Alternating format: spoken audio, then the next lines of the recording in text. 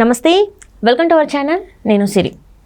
తిరుమల తిరుపతి దేవస్థానం చైర్మన్ని ఇంకా ఎందుకు నియమించలేదు? గత కొంతకాలంగా అయితే అనేక మంది పేర్లు అయితే వినిపిస్తున్నాయి. ఇప్పుడు రేస్లో మరి ఎవరి పేరు వినిపిస్తుంది, అసలు ఎవరున్నారు అనేది మనకు వివరించడానికి మనతో పాటు ఉన్నారు ప్రముఖ senior journalist, political analyst CS Rao గారు.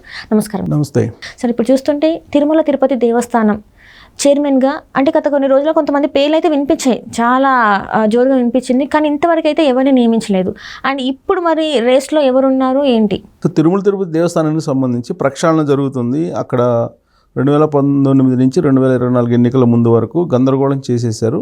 కాబట్టి ప్రక్షాళన అక్కడి నుంచే ప్రారంభిస్తున్నారు చంద్రబాబు నాయుడు అని చెప్పి వినిపించింది. ఆ మేరకు ప్రక్షాళన కూడా అక్కడి నుంచే స్టార్ట్ అయింది వాస్తవంగా. ఎందుకంటే తిరుమల తిరుపతి దేవస్థానం ఈఓగా సత్యనారాయణ అతన్ని ఆయన వేశారు. సరే, ఆయన మీద కూడా విమర్శలు వస్తున్నాయి. ఇప్పుడు ఎవరు ఇతను, అసలు ఎందుకు వేశారు ఇతను? గతంలో వైఎస్ఆర్ కాంగ్రెస్ పార్టీ అధికారంలో ఉన్నప్పుడు అతను ఏదో కొన్ని చేశారని చెప్పి ఆయన మీద కూడా కొన్ని ఆరోపణలు వస్తున్నాయి. ఇప్పుడిప్పుడే గతం మొత్తం తవ్వుతున్నారు. కానీ ఉన్నంతలో బెస్ట్ అని చెప్పేసి చంద్రబాబు నాయుడు ఆయన్ని ఈఓగా నియమించారు. నియమించిన తర్వాత తిరుమల తిరుపతి దేవస్థానానికి సంబంధించినటువంటి చైర్మన్ నియామకం అనేది అదిగో ఇదిగో అంటూ ఆగిపోతుంది ఎప్పటికప్పుడు. వాస్తవంగా ఈఓని నియమించినప్పుడే వెంటనే చైర్మన్ కూడా నియమిస్తారని చెప్పేసి అనుకున్నారు. రకరకాల పేర్లు వినిపించినాయి. తిరుమలార్ అని ఒకసారి వినిపించింది, ఆ తర్వాత గోరంట్ల బుచ్చి చౌదరి అని పేరు వినిపించింది, తర్వాత నా జనసేన నుంచి నాగబాబు పేరు వినిపించింది, అశ్వదత్ పేరు వినిపించింది, తర్వాత ఒక మీడియా ఛానల్ చైర్మన్ పేరు వినిపించింది. తర్వాత లేటెస్ట్గా ఏంటంటే అశోక్ గజపతిరాజు ఫైనల్ అయిపోయింది అని చెప్పేసి అన్ని గ్రూపుల్లో వైరల్ అయినటువంటి న్యూస్ గత 2-3 రోజుల నుంచి. మరి అశోక్ గజపతిరాజుకి తిరుమల తిరుపతి దేవస్థానం చైర్మన్ ఇస్తూ జీవో అయితే ఇంతవరకు రాలేదు. అది కేవలం సోషల్ మీడియా ప్రచారమా లేదంటే నిజమా అనేది ఇప్పటివరకు స్పష్టత రావట్లా. అశోక్ గజపతిరాజుకి ఇస్తే ఎలా ఉంటుంది అని అంటే ఇస్తే మంచిదే అంటున్నారు. ఎందుకంటే మచ్చలేనటువంటి నాయకుడు, ప్లస్ చిత్తశుద్ధి ఉంది, తర్వాత ఎంతో కొంత అవగాహన ఉంది ఆధ్యాత్మిక అంశాల మీద, ఇవన్నీ అనుకున్నారు. కానీ ఆయన మాన్సాస్ ట్రస్ట్ చైర్మన్గా ఉన్నారు. ఆయన ఆధ్వర్యంలోనే మాన్సాస్ ట్రస్ట్ ఉంది.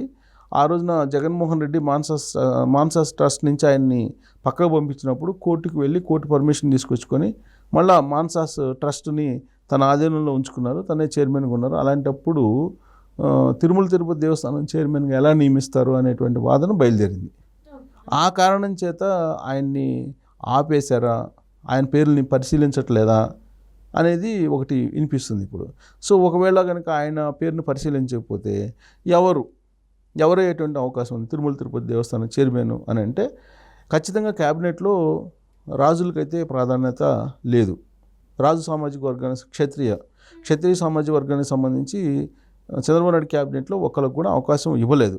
కాబట్టి ఖచ్చితంగా క్షత్రియ సామాజిక వర్గానికి ప్రాధాన్యత ఇచ్చేటువంటి అవకాశం ఉంది. తిరుమల తిరుపతి దేవస్థానం చైర్మన్ అనేది క్షత్రియ సామాజిక వర్గానికి ఇస్తారు అనేది ఒకటి వినిపిస్తుంది.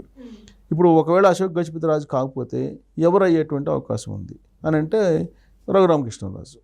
రఘురామకృష్ణరాజు తెలుగుదేశం పార్టీకి, అలాగే చంద్రబాబు నాయుడికి, అలాగే కేంద్రంలో ఉండేటువంటి బీజేపీ నేతలకి అందరికీ కూడా ఆమోదయోగ్యమైనటువంటి రాజు ఆయన.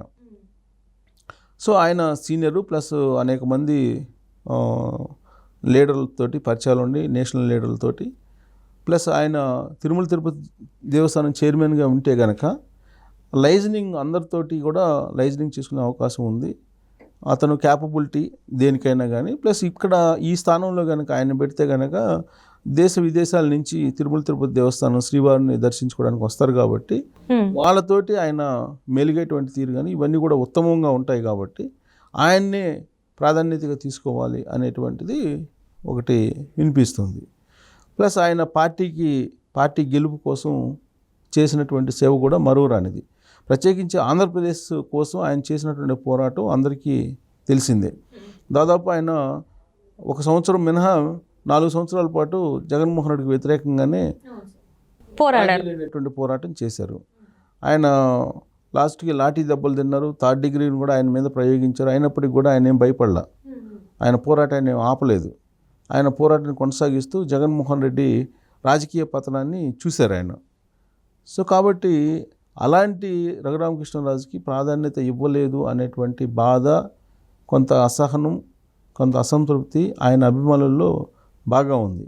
ఆయన అభిమానులు ఇప్పుడు ఎక్కడి వరకు ఉన్నారంటే విదేశాల వరకు ఆయన అభిమానులు ఉన్నారు. ఈ మధ్యకాలంలో నేనేదో ఒక వీడియో చేశా, ఆయనకి ఇలా ప్రాధాన్యత ఇవ్వట్లేదు అనే యాంగిల్లో ఏదో కొంత చేసినప్పుడు విదేశాల నుంచి కూడా స్పందన వచ్చింది.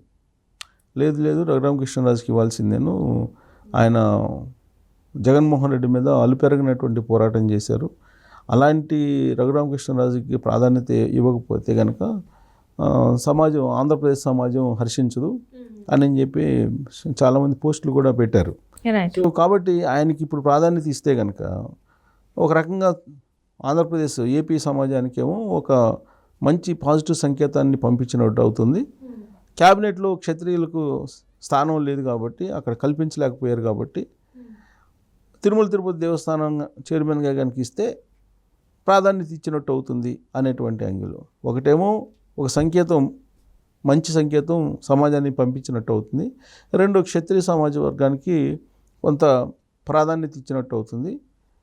ఇంకోటి ఏంటంటే ఆయన కనుక తిరుమల తిరుపతి దేవస్థానం చైర్మన్గా ఉంటే దేశాల్లో, విదేశాల నుంచి వచ్చేటువంటి వాళ్ళని కానీ, వివిధ రంగాల్లో నుంచి అక్కడికి తిరుమల దర్శనానికి వచ్చేటువంటి వాళ్ళని కానీ సాదరంగా స్వాగతం పలకటంతో పాటు ఈ క్షత్రియుల యొక్క ఆతిథ్యాలు, మర్యాదలు ఎలా ఉంటాయో అందరికీ తెలిసిందే.